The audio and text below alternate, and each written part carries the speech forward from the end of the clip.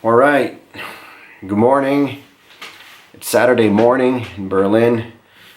We've moved from the kitchen to my room, and well, it's very possibly not the morning where you are. It doesn't matter. What we're going to do in this in this kind of short video is talk about or go into detail on the kind of specifics of the step-by-step process, both of an individual piece, and I think that also ties into I guess the creative process as a whole, the writing process as a whole, your development as a writer, if that's what you happen to be doing or what you may be considering to do. So yeah, I've got these photos here of Doug Biggert. He's a photographer that back in 2008 I bought 2 photos of him, and he's really interesting, and it does tie into writing. He's really interesting in the way that he created.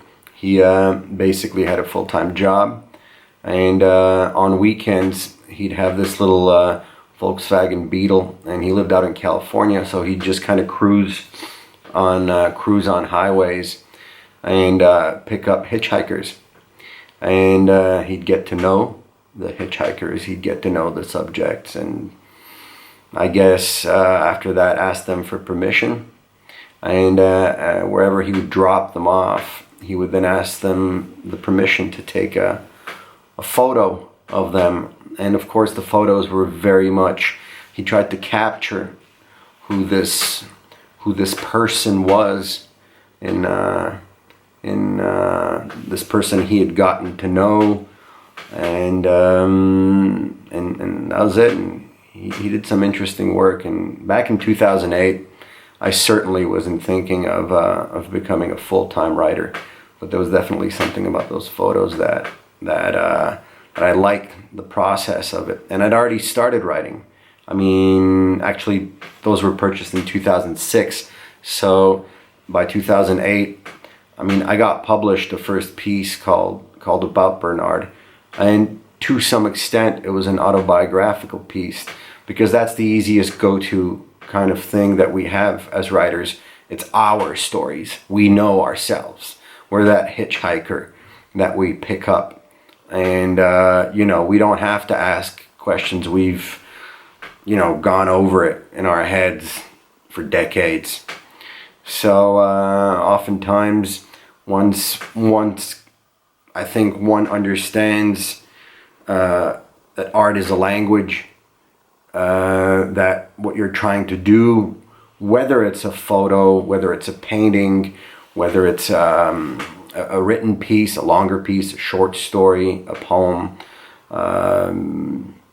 you, I guess, just then try to, you in a way just express, jot down, or do a first kind of sketch of what you're trying to say. It's as simple as this. And I think that's the kind of magic, but also complexity of poetry, is that you're actually using words. So, you know, a photographer or a painter is going to be using another medium, some more musician is going to be using something far more conceptual as a language, which really just communicates through language. I mean, it works, but in a certain way it's kind of less precise. So when somebody's off, it's, I guess, a little less obvious that they're kind of not saying the right thing, or actually perhaps whatever they're saying is not really as interesting as whoever's expressing it thinks it is. So and I think that then ties in well to this specific example of About Bernard, because it was to some extent autobiographical. And I'd like to have do a little parenthesis here with respect to the autobiographical aspects of anyone's work. You know, and a lot of pieces, other pieces, like in this case, About Bernard is about a bee, and the relationship of a bee and their father. But at the end of the day, you know, those characters, inevitably, once you put it down on a piece of paper, there's a distance that's taken, and it has to be respected. Because as soon as you start sketching characters and a story and an outline, inevitably it is going to be fictional. It isn't going to be about. Even this, ironically, it's called About Bernard, but the story is it has to be about a lot more than just Bernard, you know, let alone Bernard not being Robert, you know. So I think these are these kind of nuances, these distances that have to be respected, and that takes the time, because initially when you jot down a first thing, you might really be going into personal details. You might really be saying too much. You might be putting too much emphasis. You might be repetitive in your emotions, and basically you might be saying the same thing in many different ways. And at some point, you don't realize that it's okay. The reader has gotten it. She or he has fully absorbed, you know, the subject. You don't need to go on and on and on and drone on this one specific theme or you know, aspect of the sketch itself. So that was interesting, because it took me a long time. I mean, I first started writing again in 2004, and that was when I had kind of had an idea of this story about a bee. Again, a little aside, that for me personally, the story of the bee came about because my old man used to always say that I'd never amount to anything, because he said that I was the kind of guy who had some potential, but I was like a bee. All I was doing was flying from flower to flower, never committing to one thing. So, you know, it was that whole kind of old kind of Anglo-Saxon, you know, get down to one trade and do it well. Otherwise, you're going to be a jack of all trades. As if being a jack of all trades were something bad. Ooh, running out of battery soon. So, anyways, guys, if it does cut off, I'm going to keep this, and what we're simply going to do is I'm going to recharge the camera, and I'm just going to do another video. Point being, I'd like to insert and talk about Edward Wilson, a biologist who taught at Harvard for 40 years. And he's a wonderful, not only biologist, but one of the great minds of the 20th century. And I've had the privilege of hearing him speak back when I was doing a master's degree at Université de Montréal in 2004. And actually, I heard him speak in the spring of 2005. And he won a Pulitzer Prize for a book he wrote in the 70s called On Human Nature. So a very interesting guy. And what he was saying is that today, what the world direly needs and misses is more generalists. People who have a very good idea of a little bit of everything. Because at some point, you know, a market that really demands that you over-specify and that you become a pro in your Instagram page. That's not going anywhere. You got to be doing more than just that.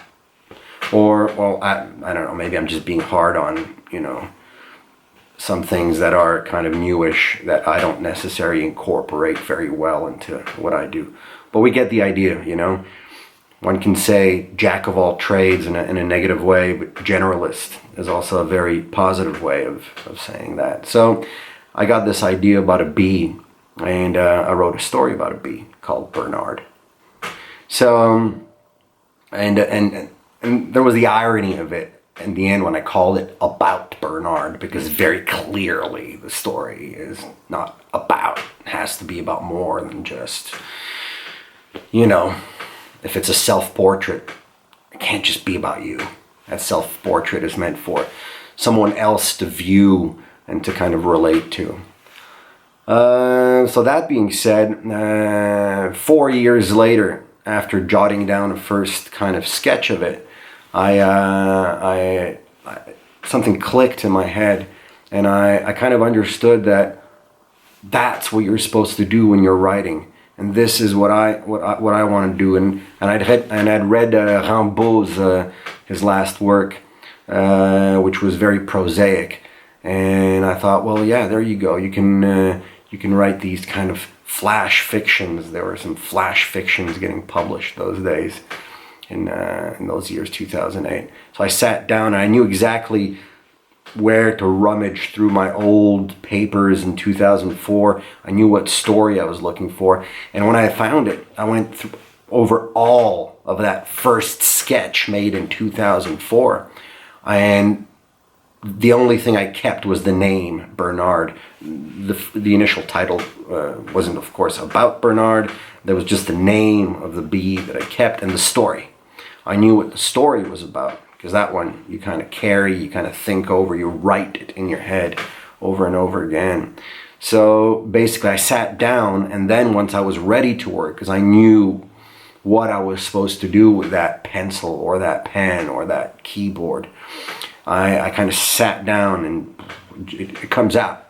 It comes out, right? Very similarly to the way Kerouac's On the Road came out, right? He knew the story. He knew the story very well, right? He'd been living the story. And then, as they say, you cannot write about Paris in Paris. You know, some kind of absurd sayings like that. Well, you know, I guess Kerouac left Paris, went back to his, left the road, went back to his mother's house or whatnot, pulled out a typewriter, and boom, had a few brewskis, and, spent like 3 or 4 days writing, and it was done. So that being said, but before that, it was all, I'm repeating myself. So in my case, it was a lot of work, months work, that went into the original version of About Bernard. We're talking 8 hours per day, Monday to Friday. I was really disciplined about it. I remember it was the month of August in 2008, and I was just going at it, just writing every day. And actually, like I said, the whole story had been written in one night. But then I was editing it, because the original version had something like 1,600 words, the original draft, or premier jet. And I'd found this publication, Mannequin Envy, and they were asking for a flash fiction of less than 500 words. So I was like, all right, I gotta narrow this down, chisel this down to, less than 500 words. So it was a diligent process, like literally 4 weeks. And the last week, I remember, I had 501 words.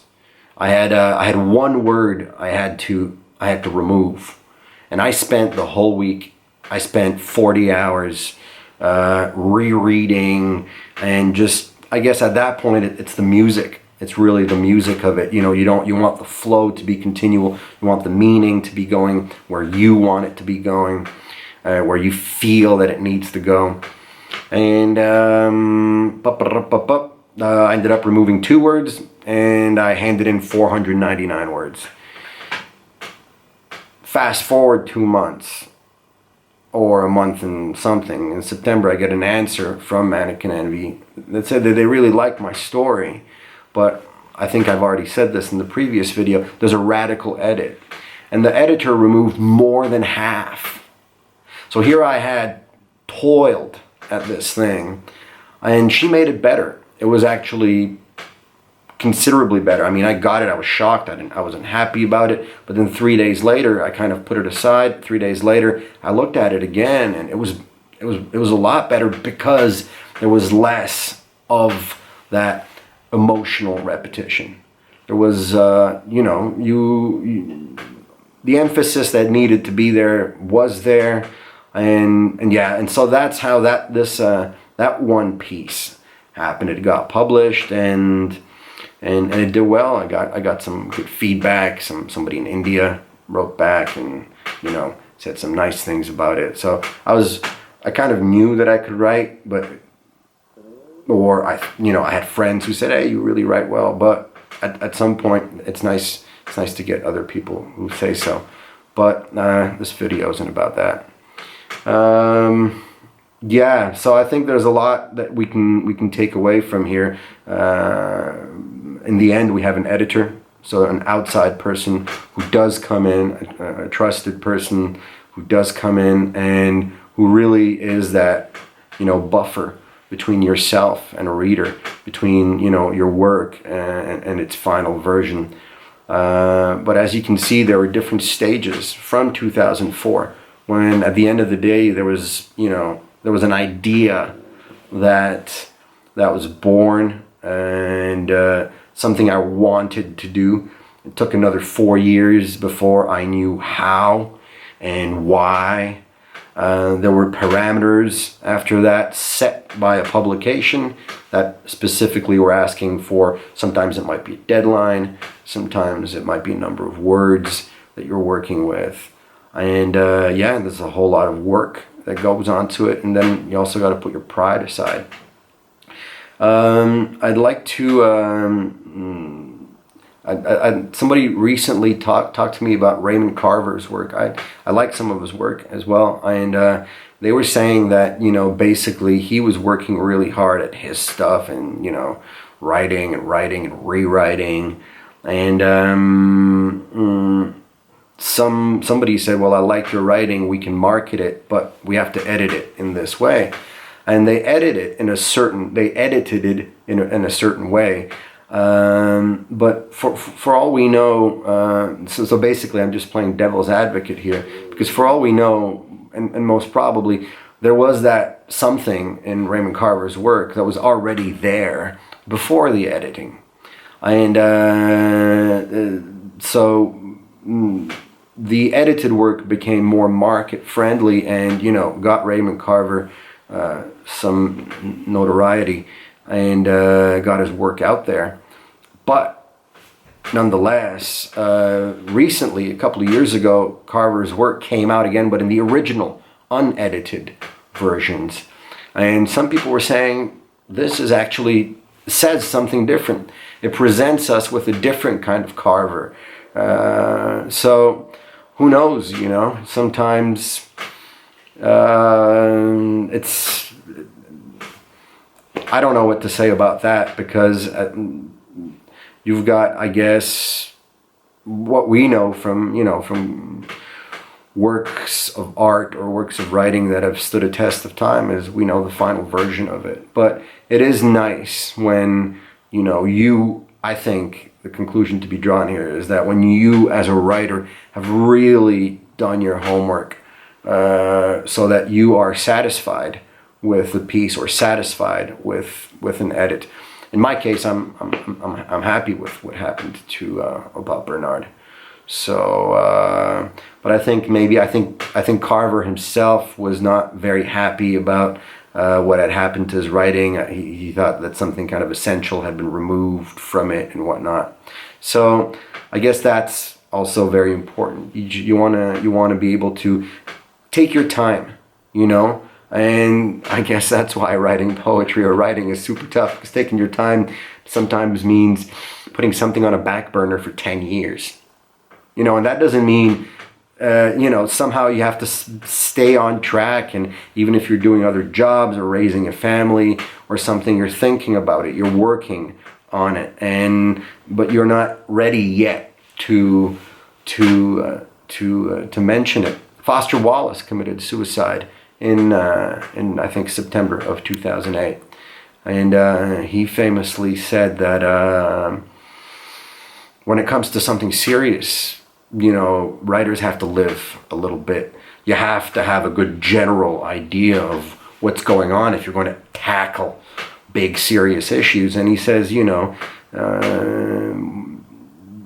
was suggesting that writers shouldn't, tackle anything serious before the age of 40. So it's a generalism, because other very talented writers like Rimbaud wrote when they were very young, even though in that generation and in his situation being a gay young man in 19th century Paris, which was a violent and hard place to survive in. You grow up faster, and you grew up faster back in those days. So I don't think we can necessarily consider Rimbaud as your average 19-year-old, you know. He was writing and getting published before that as well.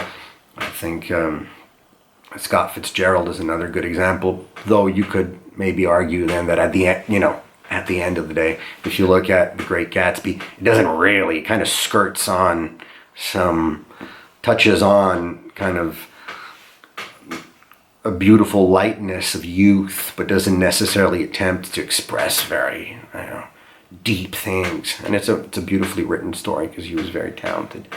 So, anyways, I think that'll do for now. Maybe I could still, no, we'll do a little bit more. Battery's still alive. But I think another good example is, the only examples I can speak of are my pieces. So there's the piece that's called A Brother. And that was initially called Help a Brother. And it's still up there. I had a blog on a Slovak daily called SME, S-M-E, and which means we are. And it's the mainstream newspaper in Slovakia. And back then in 2009, I was still very much involved in thinking about politics and international affairs, what I was working in before. And I was doing this blog where I was writing about a lot of political stuff. And now and then I'd throw in a little piece of fiction that I write that I liked, because writing was my passion, and it was becoming more. It was kind of my little secret thing. And so there's the original version that's up there it's called Help a Brother. And so you can see that, a story or a piece that you're writing on, or a novel, if that's what you're writing, really also evolves as you grow. And there are, these watershed moments, these beautiful breakthroughs, but I don't think there's one specific one. In my case, it's really like, you don't have this moment where you take the leap and jump off a cliff.